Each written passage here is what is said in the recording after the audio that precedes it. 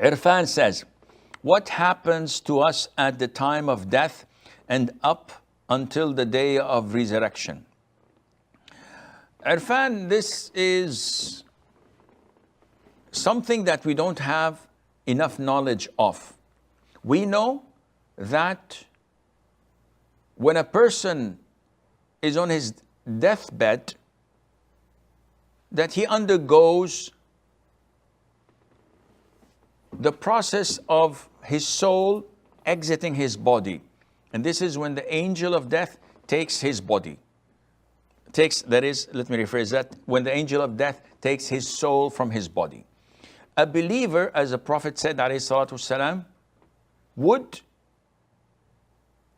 have his soul depart his body like a drop coming out of a water container, softly and nicely and without any pain.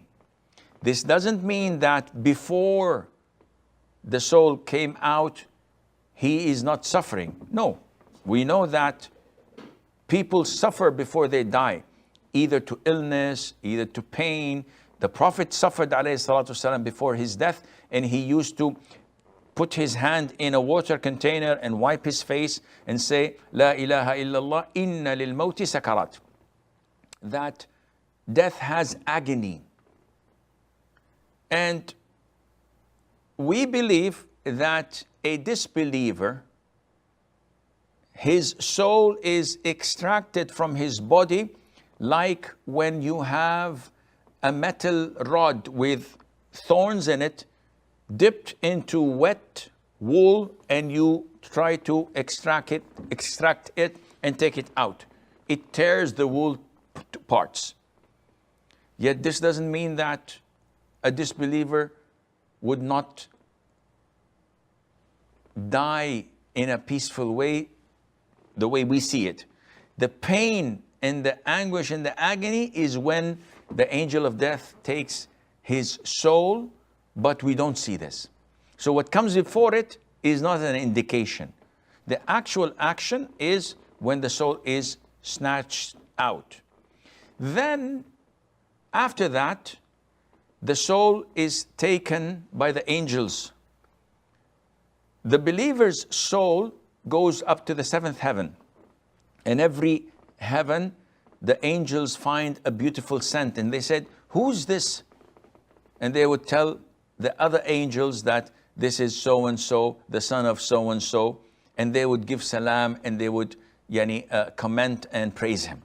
Until he reaches the seventh heaven, and Allah Azza wa Jal tells the angel of death to take him back to the grave and let him rest till the day of judgment, and to open a window in his grave from paradise where he will get some of the breeze and the coolness and the beauty, and he would enjoy his stay in his grave.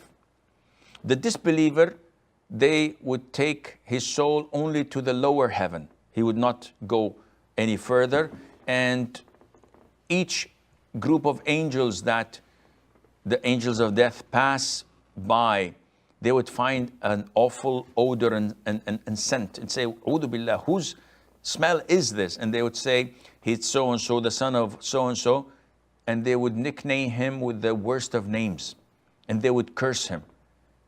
And then he would be dropped from the first heaven, the lower heaven, to his grave, and he would smash in his grave, and he would be punished by Munkar wa Nakir, and Allah Azza wa Jal would tell them to open a window from hellfire in his grave till the day of judgment, and he will be tormented and punished. This is, roughly speaking, in a nutshell, what will happen till the day of resurrection.